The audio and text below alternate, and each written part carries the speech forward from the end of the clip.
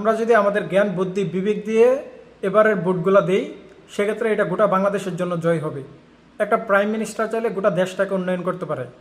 আমরা যদি উদাহরণস্বরূপ দুই একটা দেশ দেখি, উগান্ডা আফ্রিকার একটা দেশ, যে দেশটাকে নিয়ে আমরা হাস্যরসিকতা করি, সে দেশটা কিন্তু আজকে উন্নয়নের দিকে হাঁটতেছে। সিঙ্গাপুরের অর্থনীতি কোথায় গেছে বাবা যায়। আফগানিস্তানের দিকে দেখেন, আফগানিস্তান একটা সময় আমাদের সাথে যাইতো না, সে আফগানিস্তানকে চাইলে আজকে আমরা টাইনাও ধরে রাখতে পারবো না। আফগানিস্তানের অর্থনৈতিক অবস্থা এত উপরে চলে গেছে, আফগানিস্তানের কারেন্সির সাথে বাংলাদেশের কারেন্সির এখন তুলনা হয় না। আমাদের দেশটা উন্নয়ন হবে যদি চাঁদাবাজ দুর্নীতিবাজ মুক্ত করা যায়। এখন চাঁদাবাজ দুর্নীতিবাজ কে মুক্ত করবে? যে নিজের দলের কর্মীই কন্ট্রোল করতে পারে না, নিজের দলের কর্মীরা প্রকাশ্য চাঁদাবাজি দুর্নীতিবাজি করতেছে। আপনাদের বিবেকের কাছে প্রশ্ন রেখে গেলাম, যার দলই কন্ট্রোল করতে পারে না সে কিভাবে দেশ কন্ট্রোল করবে? একটা দলের মেন হচ্ছে ডিসিপ্লিন মেনটেন। দলের কোনো কর্মী যদি মিস্টেক করে সেটাকে সাথে সাথে অ্যাকশন নিতে হবে, কোনো স্বজনপ্রীতি দেখানো যাবে না। যদি দলের বিরুদ্ধে পদক্ষেপ না নিতে পারে সেই দেশ কোনোদিন উন্নয়ন হবে না।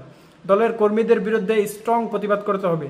এখন দলের কর্মীদেরকে স্বজনপ্রীতি দেখাইবে, যত দুর্নীতিবাজি করুক, চাঁদাবাজি করুক, ঋণ খেলাপি করুক, আমি সমর্থন দিব, তাহলে তো দেশ উন্নয়ন হবে না। এটা আপনাদের বিবেক দিয়ে আপনারা চিন্তা ভাবনা করবেন। আমি বলবো না বিএনপিকে ভোট দেন, আমি বলবো না জামাতকে ভোট দেন। আপনার যাকে যোগ্য মনে হবে, কিন্তু আপনার বিবেকটাকে কাজে লাগান। ওই চা হোস্টেলে কী হয়েছে, পূর্বে কী হয়েছে না হয়েছে, যেগুলোর কোনো সত্যতা নাই, সেগুলো নিয়ে আপনারা সেগুলো চিন্তা ভাবনা করে ভোট দিবেন না, তাহলে দেশটা উন্নয়ন হবে।